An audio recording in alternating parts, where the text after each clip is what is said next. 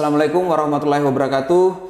Uh, Bulan lalu kita sudah mendengar berita tentang asuransi jiwa Kresna Life yang dicabut izin usahanya oleh Otoritas Jasa Keuangan atau OJK. Apa akibat hukum yang terjadi kemudian ketika OJK mencabut izin usaha daripada asuransi jiwa Kresna Life? Akibatnya asuransi jiwa Kresna Life disuruh untuk membentuk tim likuidasi. Otomatis Kresna akan melakukan RUPS untuk membentuk itu.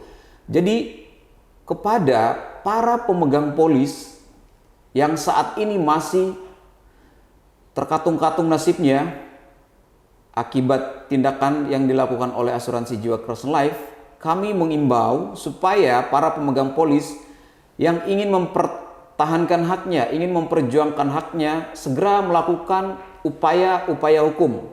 Apa upaya hukum yang dapat dilakukan terkait pemberian sanksi yang dilakukan oleh OJK terhadap asuransi jiwa Kresna? Yaitu melakukan langkah hukum berupa melaporkan tindak pidana. Karena OJK sendiri, para pengurusnya itu sudah dilaporkan, tetapi sampai hari ini belum ada kejelasan. Oleh karena itu, setelah adanya sanksi dari OJK, perintah dari OJK untuk membentuk tim likuidasi terkait dengan pencabutan usaha tersebut, maka para klien pemegang polis, seluruh pemegang polis, kalian harus waspada, mengingat cara yang terbaik saat ini adalah melakukan upaya hukum. Mau nggak mau melaporkan pidana, karena nanti polisi akan melakukan penyitaan terhadap aset-aset OJK yang diduga diperoleh dari dana-dana para pemegang polis. Mengapa kepolisian punya kewenangan untuk melakukan itu? Karena kepolisian otomatis akan melakukan penyitaan. Menelusuri aset-aset asuransi jiwa Kresna yang diduga dialihkan ke perusahaan-perusahaan lain. Kita tahu sendiri bahwa OJK ini punya perusahaan afiliasi di beberapa tempat. Nah, ini menjadi tugas kepolisian nanti. Kalau kita melaporkan secara pidana, polisi akan menelusuri kemudian menyita. Sebab mengapa? Ini juga terjadi dalam kasus-kasus robot trading yang lainnya, investasi bodong. Polisi kemudian melakukan penelusuran mulai dari Net89, DNA Pro, ATG, dan beberapa kasus yang lainnya. Polisi sudah melakukan penyitaan. Karena pada akhirnya kalau sampai penyitaan dibawa ke persidangan, eksekusinya akan lebih cepat, proses hukumnya akan lebih cepat dan lebih efektif dibanding dengan cara perdata. Kita sudah melihat beberapa cara perdata dalam kasus OJK ini. Kemarin sudah digugat PKPU, kemudian tidak menghasilkan apa-apa juga kan, walaupun itu katakanlah ada pengembalian tetapi tidak efektif. Kemudian ada lagi pengajuan subordinasi loan yang ditawarkan, itu juga yang disampaikan ke OJK, tapi OJK kemudian melihat cara yang terbaik itu memang OJK harus melakukan tindakan hukum karena OJK mewakili negara dalam hal ini dan punya kewenangan untuk itu. Jadi setelah OJK memerintahkan ini membentuk tim likuidasi, para korban sebaiknya memang melakukan upaya hukum. Jadi kami imbau kepada para pemegang polis untuk segera bisa berkonsultasi, membicarakan hal ini supaya kita jangan berlama-lama lagi. Proses hukum itu harus ada kepastian hukum. Ini demi kepastian hukum seluruh klien atau seluruh pemegang polis asuransi jiwa Kresna. Itulah mengapa kami selalu tidak sependapat dengan upaya-upaya hukum yang sudah dilakukan sebelum-sebelumnya, karena kami melakukannya pidana adalah cara efektif. Karena polisi nanti akan menelusuri seperti yang saya jelaskan tadi, akan menelusuri sampai ke perusahaan afiliasi OJK, kemudian menyita saham-saham dari para pemegang saham pengendali OJK dan sebagainya. Ini yang efektif. Jadi berharap para pemegang polis OJK untuk segera berkonsultasi, menyampaikan. Kami selalu membuka ruang kepada seluruh pemegang polis untuk berkoordinasi dengan kami, membicarakan hal ini. Karena OJK tidak akan punya waktu yang lama. OJK berdasarkan Undang-Undang Pengembangan dan Penguatan Sistem Keuangan yang baru nomor 4 tahun 2023, itu OJK akan memiliki kewenangan yang lebih lagi. Jadi Dengan dasar itulah kami melihat pidana adalah jalur yang tepat untuk bisa menuntut kembali pemenuhan kerugian-kerugian yang sudah diderita oleh para pemegang polis. Ini sudah solusi yang tepat. Jadi diharapkan ini harus dilakukan secepatnya.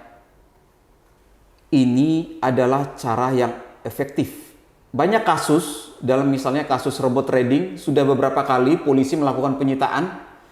Ada yang namanya kasus Net 89, robot trading Net 89, itu semua asetnya sudah ditelusuri oleh polisi.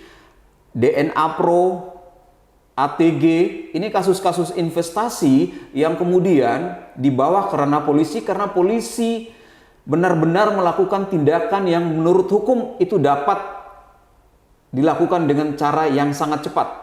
Jadi kalau misalnya kalian sebagai pemegang polis dalam hal ini kasus asuransi ini, ya mau nggak mau harus melakukan langkah upaya hukum pidana karena tidak ada cara lain, kepastian hukumnya lebih cepat, lebih efektif.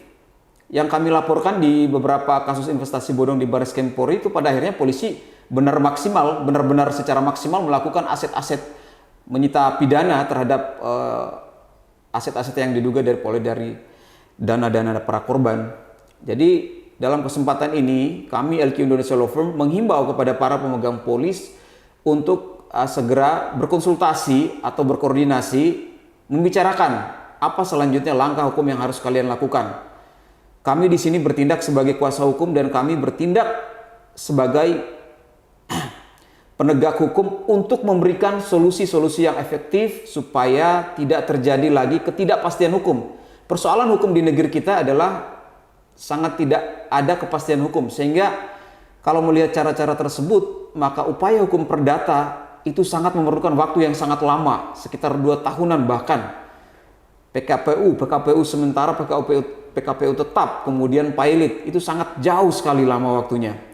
Maka upaya hukum pidana lah yang kami anjurkan karena seperti yang saya katakan tadi, keefektifan ini adalah dilakukan dengan kewenangan kepolisian untuk melakukan penyitaan terhadap aset-aset yang diduga terafiliasi, perusahaan afiliasi daripada PT AJK tersebut.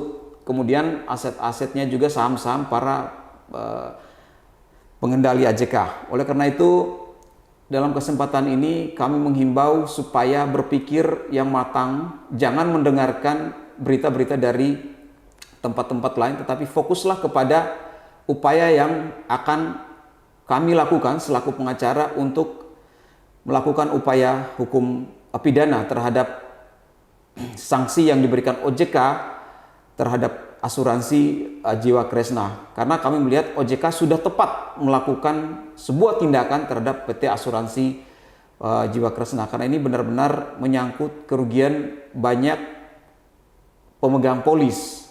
Kami sendiri ada beberapa puluhan orang menjadi klien kami sampai hari ini juga masih bertanya-tanya bagaimana dengan nasib para korban-korban AJK yang memberi kuasa kepada LQ Indonesia Law Firm. Oleh karenanya, cara yang terbaik adalah dengan melaporkan pidana supaya kepolisian atau Bareskrim dapat melakukan penyitaan terhadap aset-aset yang diduga berafiliasi dengan perusahaan AJK, Asuransi Jiwa Kresna Life, dan termasuk juga akan ada upaya penyitaan terhadap saham-saham para pemegang saham pengendali dari PT AJK.